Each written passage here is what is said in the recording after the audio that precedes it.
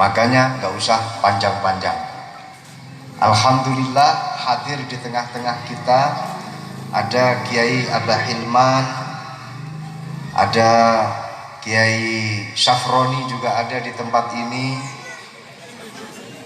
ada Kiai Bambang,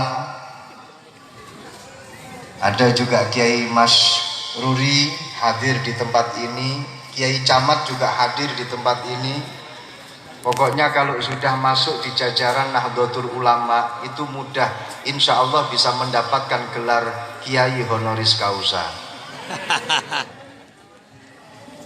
Para ibu-ibu yang saya hormati, para ibu nyai yang saya hormati, alhamdulillah saya mengucapkan rasa syukur yang sedalam-dalamnya malam hari ini bisa bersilaturahmi dengan panjenengan semuanya, menyaksikan para teman-teman kita Gerakan Pemuda Ansor dilantik. Saya hanya berpesan, kalau sudah dilantik, ayo koyok manuk glatik cucuke abang.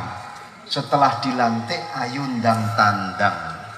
Jangan seperti manuk glatik cucuke hijau, habis dilantik, lah kok malah golek.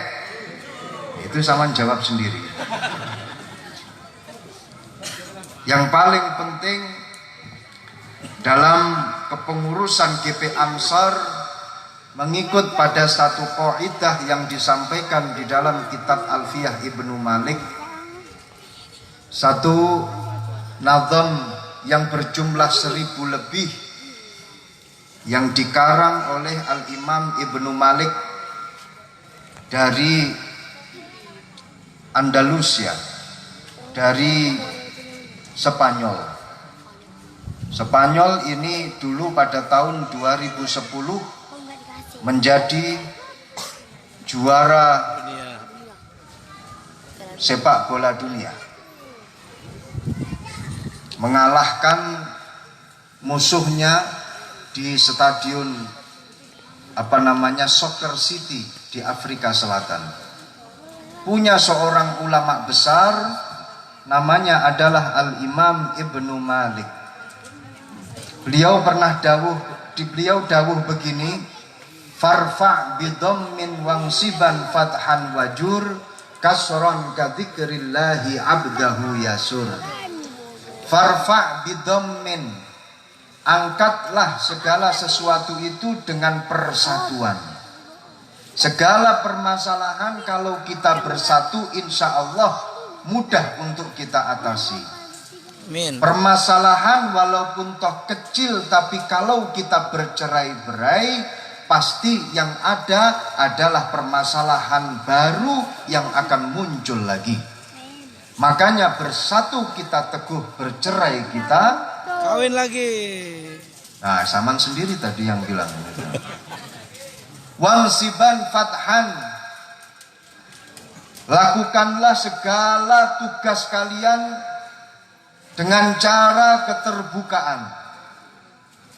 Sebagai seorang sekretaris, mampu melaporkan ke sekretariatannya, arsip-arsipnya, data-datanya kepada sang ketua. Sebagai bendahara, mampu melaporkan kebendaharaannya kepada ketua, dan begitu seterusnya. Wajur kasran, lakukanlah sesuai dengan jabatan dan bidang masing-masing.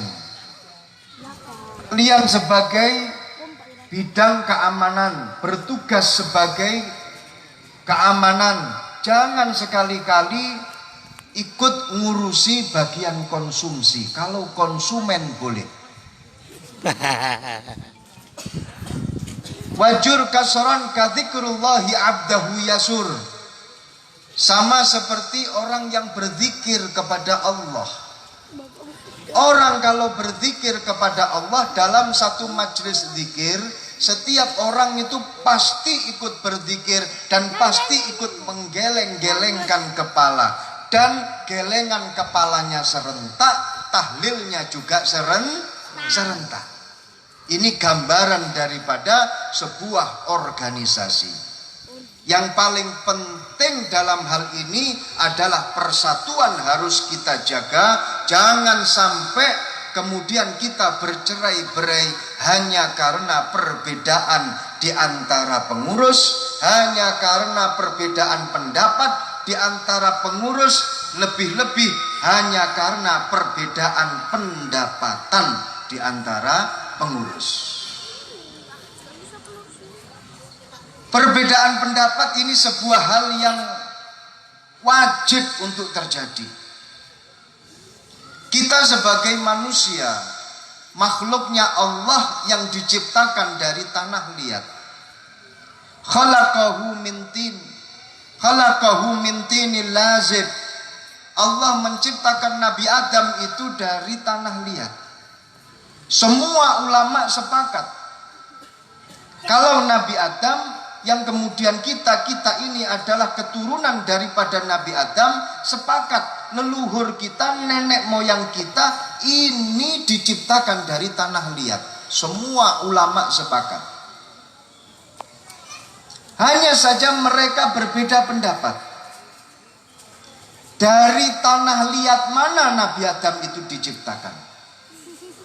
Kalau dari panjenengan ada yang bisa menjawab, silahkan angkat tangan dan boleh pulang sebelum pengajian selesai. Ulama berbeda pendapat. Ada yang mengatakan dari tanah Arab, ada yang mengatakan dari tanah Syam, ada yang mengatakan dari tanah surga, ada yang mengatakan dari mana saja. Tapi ada satu pendapat ulama yang mengatakan begini: Nabi Adam diciptakan oleh Allah dari tanah liat, diambil dari berbagai macam tanah liat, dikumpulkan dan kemudian oleh Allah ditiupkan ruh. Jadilah Adam alaihi salam dengan satu perkataan kun fayakun. Dari makalahnya ulama yang mengatakan seperti ini, bahwasanya Nabi Adam dari berbagai macam tanah liat kolektif, secara kolektif tanah liat itu dikumpulkan dan kemudian jadilah Nabi Adam. Maka harus kita ketahui karakter tanah itu berbeda-beda. Panjenengan jangan berani-berani bercocok tanam untuk tanam buah-buahan, untuk tanam mangga, untuk tanam kelapa sawit, untuk tanam apa saja di negara Saudi Arabia di Timur Tengah, karena sulit untuk tumbuh.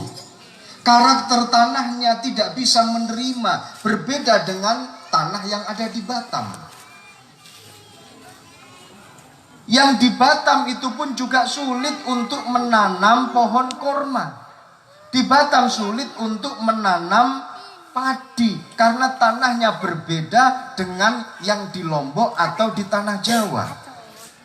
Di tanah Jawa itu pun juga jangan berani-berani bersaing untuk tanam kelapa sawit, karena jauh berbeda dengan yang ada di Jambi, ataupun yang ada di Riau, ataupun yang ada di Lampung. Karakter tanah itu berbeda-beda. Nah, kita ini sebagai keturunannya Nabi Adam juga memiliki karakter yang berbeda-beda. Dari warna kulitnya saja berbeda-beda. Ada yang warnanya putih, mungkin kebetulan dia didominasi tanah dari Eropa, jadi agak keputih-putihan. Ada yang kulitnya berwarna kuning langsat, mungkin kebagian tanah yang dari Syam. Ada yang sawu mateng, ada yang sawu bosok juga ada. Mungkin ini kebagian tanah yang dekat sama negara Afrika ataupun yang lain. Saya juga tidak tahu. Ada juga yang Masya Allah hitam legam, itu juga mungkin kebetulan diambil dari tanah atau didominasi dari tanah yang gelap. Saya pernah bertanya kepada seorang teman saya dari Afrika, dari Tanzania. Ketika saya mengambil S1 saya di Yaman, bertemu dengan teman saya dari Tanzania. Saya tanya begini, orangnya itu hitam sir, orangnya hitam.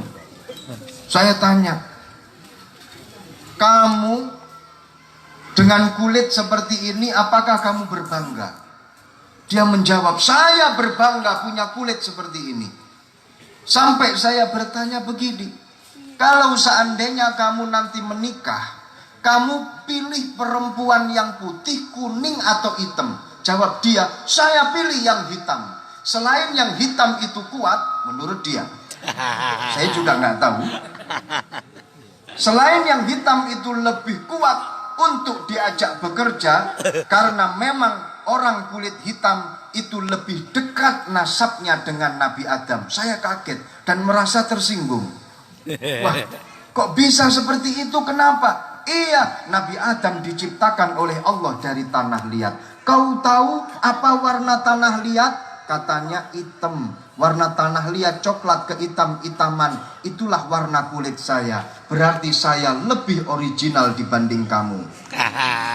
Makanya bagi kalian yang berwarna hitam kulitnya, nggak usah khawatir, bisa berbangga. Saya lebih original daripada kalian yang warnanya macam-macam. Karakter manusia pun juga bermacam-macam sesuai dengan karakter tanah. Sehingga kalau tanah itu ada yang sekali siram bisa menumbuhkan tanaman. Ada tanah yang 2 kali, 3 kali disiram baru menumbuhkan tanaman. Ada yang sampai dipupuk kemudian baru tumbuh. Bahkan ada yang nggak usah dipupuk baru ditancapkan, lama-kelamaan tumbuh itu rumput-rumput. Macam-macam karakter tanah. Manusia pun juga karakternya macam-macam. Ada yang sekali omong langsung paham, ada yang 5 kali diomongin baru paham, ada yang diomongin berkali-kali nggak paham-paham. Makanya sebagai ketua PCN, ketua GP Ansor, baik itu tingkatan ranting sampai cabang, bersabarlah dengan karakter pengurus-pengurus kalian, karena mereka diciptakan dari berbagai macam tipikal dan karakter tanah sehingga memiliki karakter yang berbeda-beda.